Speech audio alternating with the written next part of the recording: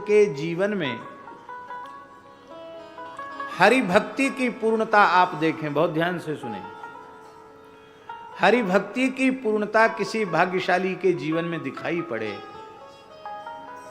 तो निश्चित कर लेना चाहिए कि पूर्व जन्म में इसकी शिव भक्ति पूर्ण हो चुकी है।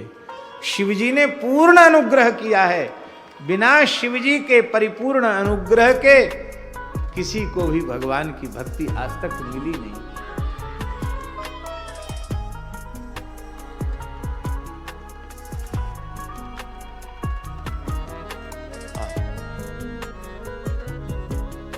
विराज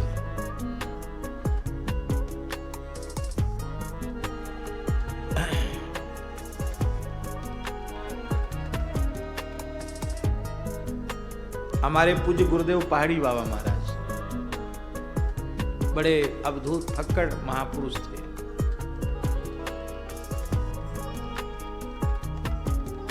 जिन लोगों ने उनका जीवन दर्शन किया है, उनका दर्शन करके लगता था कि सैकड़ों साल पहले महात्मा कैसे रहते होंगे। एक लंगोटी, एक ही साफी, एक ही ये चला, दूसरी लंगोटी नहीं, दूसरा गमछा नहीं, दूसरी साफी नहीं। जब देखो तब नीम वृक्ष के नीचे बैठे हुए, खाली तखत पर, कोई आसन नहीं। ठंडी गर्मी बरसात, खूब वर्षा होती तो वो मतंगा कहते साधुओं में, तू माँ का, उसको जटाओं पे रख लेते। खूब पानी बरसता तो कहते वाह आज राम जी खूब स्नान करा रहे हैं, वाह खूब राम जी स्नान करा रहे हैं। और जब बादल छटते, प्रकाश होता तो शरीर चमकने लग जाता उनका। वैसे बढ़िया से नहाते भी नहीं थे कि कोई बढ़िया मल मल के, जीवन में कभी तेल साबुन तो लगा ही नहीं।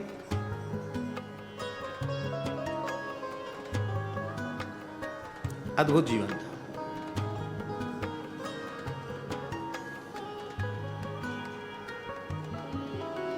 लगभग 120 वर्ष की आयु में वे भगवत धाम गए।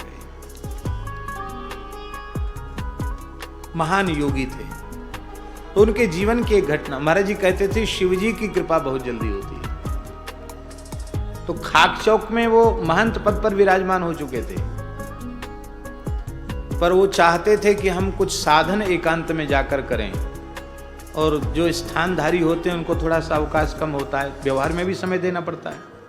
तो महाराज के गुरु भाई थे, उनके सारे स्थान छोड़ के सवेरे गए कमंडल लेके जमुना जी, और लौट के नहीं आए, चले गए सीधे कार्तिक पूर्णे के बाद। तो पैदल पैदल पैदल पैदल चल के मन में ऐसा भाव जगा कि कागभुसुंडी जी के ऊपर भोले बाबा की कृपा हुई, हम भी अब भोले बाबा की कृपा ही प्राप्त करेंगे। अब उत्तर दिशा का त्याग नहीं करेंगे। हमारे कागभुसुंडी जी भी उत्तर दिशा में बैठे, वो चल पड़े। तो फिर मन में एक आया ऐसा विचार कि उत्तर में तो पीछे जाएंगे, पहले महाकालेश्वर चलो। क्यों? वो महाकाल की ही तो कृपा कागभुसुंडी जी पर हुई थी, तो वहीं चलो पहले। तो वृंदावन से महाराज जी कहते पैदल चल पड़े उज्जैन के लिए, रेल की पटरी के सहारे सहारे। ये बात है सन 1938 की बात है।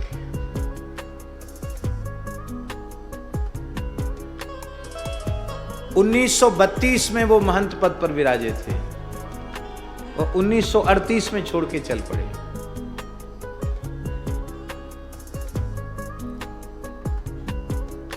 तो ये देवास के तरफ पहुंचे। देवास है ना उज्जैन के पास, देवास। तो जंगल में एक शिव मंदिर था, बहुत थके हुए थे। तो शिव मंदिर में ही शिव जी के प्रति बड़ी श्रद्धा रही बचपन से ही। तो शिव जी का आश्रय मिल गया तो बस निश्चिंतता है।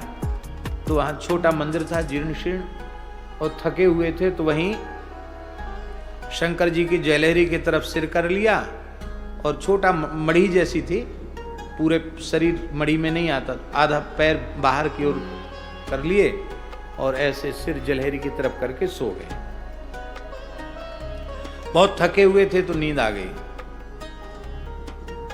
और कहते सोए ही सोए, थोड़े गंभीर निद्रा में सोए ही थे कि अकस्मात मुझे डमरू का शब्द सुनाई पड़ा।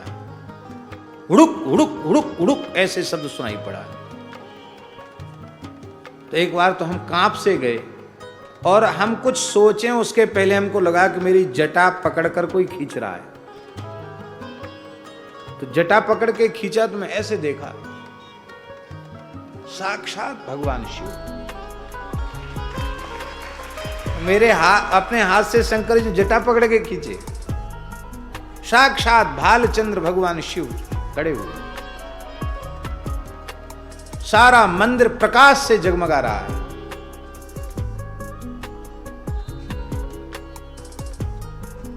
यहां से उत्तर दिशा की ओर चला जा, तेरा कल्याण हो जाएगा, ये कहा शंकर जी। यहां से उत्तर दिशा की ओर चला जा, तेरा कल्याण हो जाएगा। ऐसा कह करके शंकर जी अंतर्धान हो गए। कहते मैं रोया और इसके बाद फिर वहां से चला। निश्चय कर लिया जब तक परिपूर्ण कोई महापुरुष नहीं मिलेंगे मैं उत्तर दिशा का त्याग नहीं करूंगा।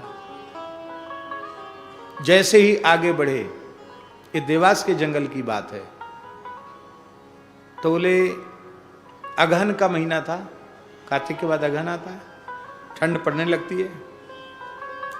सवेरे 4 बजे के करीब एक नंगा बालक दिखाई पड़ा। 5-7 वर्ष का बालक, एकदम नंगा, कोई शरीर पर कपड़ा नहीं, ऐसे जंगल में घूम रहा है। तो बड़ा आश्चर्य हुआ कि ये बालक नंगा, इसको ठंड नहीं लग रही, ऐसे घूम रहा है। तो बोले हमने कहा ये बालक भगवान, यहां कोई संत रहते हैं क्या?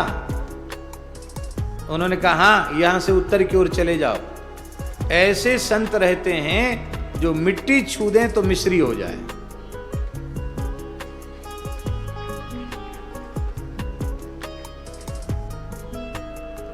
तो बस वो कह के बालक जंगल में चला गया। जंगल तो था ही वहां कि झाड़ी में चला गया भीतर। आगे बढ़े तो एक छोटी कुइया दिखाई पड़ी और वहां एक संत पौड़े थे, पड़े थे। पुराना सा कंबल था और जटा उनके बहुत विशाल थे। चमेली का झाड़ था, चमेली होता ना फूल, चमेली का झाड़, लता चमेली की, तो चमेली के झाड़ पे उनके जटा फैले थे और सामने धूना चैतन्य था और वो ऐसे ऐसे थे। जैसे ही उन्होंने देखा कि कोई साधु आया, उठ के बैठ गए। आओ आओ बालक भगवान आओ, बैठो। महाराज जी को कहा आओ बालक भगवान बैठो। दंडोत दंडोत दंडोत महाराज दंडोत। बोले जैसे ही बैठे, बैठते ही उन्होंने कहा तुमको भगवान शिव का दर्शन हो चुका है, शंकर जी ने तुमको भेजा है। मार्ग में जो बालक मिला था वो कोई कोलभील का बालक नहीं था, वो सनकादिक भगवान में से साक्षात सनत कुमार जी थे। तुम यहां क्यों आए हो? वहीं चरण पकड़ लेते तो तुम्हारा काम बन जाता, पर चलो उन्होंने भेज दिया, अब कोई बात नहीं, स्नान करो। हमको आश्चर्य हुआ कि ये सारी बात बिना पूछे अपने आप बता रहे, विचित्र महात्मा है। फिर बोले आश्चर्य क्यों करता, बैठ। बैठ गए। आश्चर्य तो था ही कि ये कैसे हो रहा है।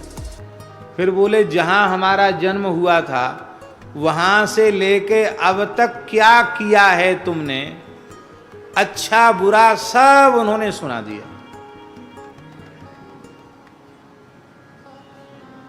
बोले मन तो मन है, हमारे मन में फिर शंका जगे कि कोई तंत्र मंत्र की सिद्धि वाले तो नहीं मिल गए, कोई अघोरी अघोरी तो नहीं मिल गए, भगवान जाने कोई तिलक स्वरूप तो है नहीं, कोई वैष्णव बैरागी का चिन्ह तो दिखाई पड़ नहीं दे, भगवान जाने कहीं ऐसी जगह तो नहीं आ गए। तो वो हंसे, अरे बोले मन की शंका छोड़, स्नान कर। उन्होंने स्नान किया, स्नान करके धूना पर बिठाया और फिर क्या किया, महाराज जी गदगद हो जाते थे, कहते थे हमको जो चाहिए था उनकी कृपा से हमको मिल गया। उन महापुरुष का नाम था परमहंस श्री रामानुजदास जी महाराज, सिद्ध पुरुष थे। तो महाराज जी कहते थे कि तीव्र लगन हो, व्याकुलता हो आत्म साक्षात्कार भगवत साक्षात्कार की, तो बोले नारद जी, सनकादिक और सब महापुरुष अभी भी घूम रहे हैं। वे किसी ऐसे साधक को देखना चाहते हैं जिसके मन में ठाकुर जी को पाने की ललक है, व्याकुलता है। कृपा करते हैं। जा पर कृपा न करहीं पुरारी, सो न पाव मुनि भक्ति हमारी। भोले बाबा ने कृपा कर दी नरसिंह जी के ऊपर, और नरसिंह जी ने अपने नेत्रों के जल से भगवान शिव पार्वती के चरणों को प्रक्षालित कर दिया।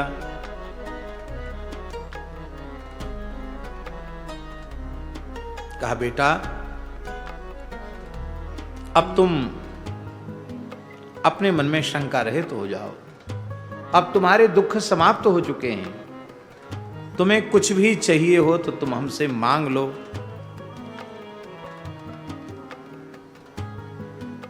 नरसिंह जी बोले, महाराज हमने सुना है कि जब किसी भक्त के सामने भगवान प्रकट होते हैं तो कुछ न कुछ टूटी फूटी वाणी में अपनी स्तुति करता है।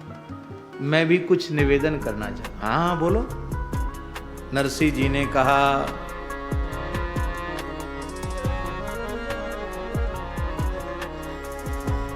जय जय विश्वनाथ शंकर की, जय जय आशुतोष अवधर की, जय जय विश्वनाथ शंकर की, जय जय आशुतोष अवधर की, जय जय विश्वनाथ शंकर की, जय जय आशुतोष अवधर की, जय जय विश्वनाथ शंकर की, जय जय आशुतोष अवधर की।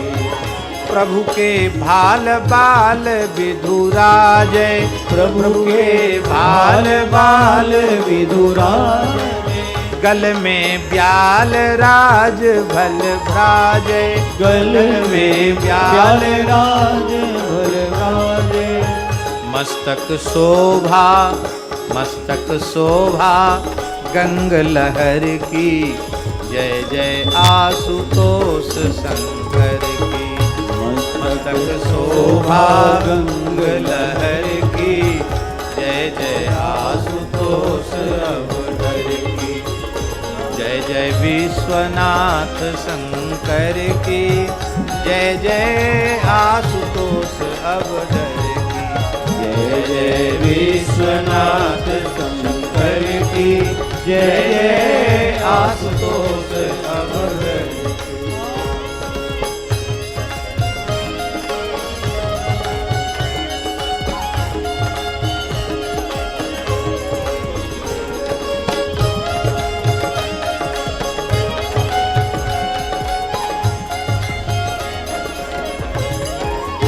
तन पर बाघंबर मृगछाला, तन पर बाघंबर मृगछाला, उर पर नर मुंडों की माला, उर पर नर मुंडों की माला, नीली झलकन कंठ जहर की, नीली झलकन कंठ जहर की, नीली झलकन कंठ जहर की, जय जय आशुतोष अवधर की, नीली झलकन कंठ जहर की, जय जय आशुतोष अवधर की, जय हो आशुतोष शंकर की, जय जय विश्वनाथ अवधर की, जय